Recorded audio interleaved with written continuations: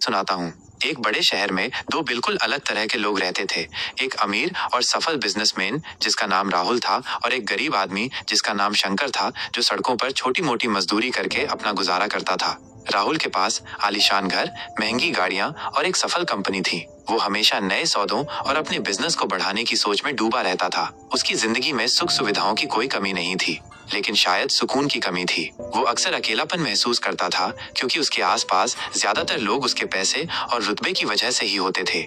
दूसरी ओर शंकर के पास रहने के लिए एक छोटी सी झोपड़ी भी ठीक से नहीं थी। उसे हर दिन पेट भरने के लिए कड़ी मेहनत करनी पड़ती थी। उसके पास ज्यादा भौतिक सुख सुविधाएं नहीं थी, लेकिन उसके चेहरे पर अक्सर एक संतोष की मुस्कान दिखाई देती थी। उसके पास उसके परिवार और कुछ सच्चे दोस्त थे, जो मुश्किल समय में उसका साथ देते थे।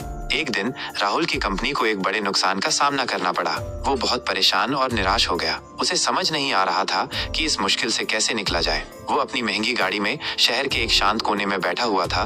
तभी उसकी नजर शंकर पर पड़ी। शंकर एक पेड़ के नीचे बैठकर कुछ खा रहा था और उसके चेहरे पर शांति थी। राहुल को हैरानी हुई। उसने शंकर को बुलाया और पूछा, तुम इतने खुश कैसे रह सकते हो? तुम्हारे पास कुछ भी नहीं है और मैं, जिसके पास सब कुछ है, इतना परेशान हूँ। शंकर ने मुस्कुराकर कहा, साहब, मेरे पास भले ही ज्यादा पैसा नहीं है, लेकिन मेरे पास शांति है। मैं हर दिन अपनी मेहनत से कमाता हूँ और जो मिलता है उसमें खुश रहता हूँ। मेरे पास मेरा परिवार है जो मुझसे प्यार करता है। आपकी परेशानी का कारण शायद ये है कि आपने हमेशा चीजों को पाने पर ध्यान दिया, जबकि खुशी अंदर से आती है।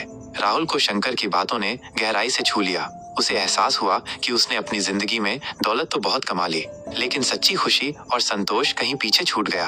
उस दिन से राहुल का नजरिया बदलने लगा। उसने अपने कर्मचारियों के साथ ज्यादा समय बिताना शुरू किया, गरीबों की मदद करने के लिए कुछ प्रयास किए और अपने परिवार को ज्यादा महत्व दिया।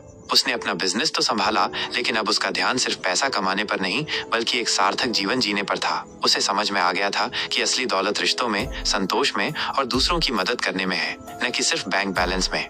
यह कहानी हमें सिखाती है कि खुशी और संतोष दौलत या गरीबी पर निर्भर नहीं करते, बल्कि हमारे देखने के नजरिए और जीवन के मूल्यों पर निर्भर करते हैं। एक गरीब आदमी भी खुश रह सकता है अगर उसके पास प्यार और संतोष हो, और एक अमीर आदमी भी दुखी रह सकता है अगर वो सिर्फ भौतिक सुखों के पीछे भागे।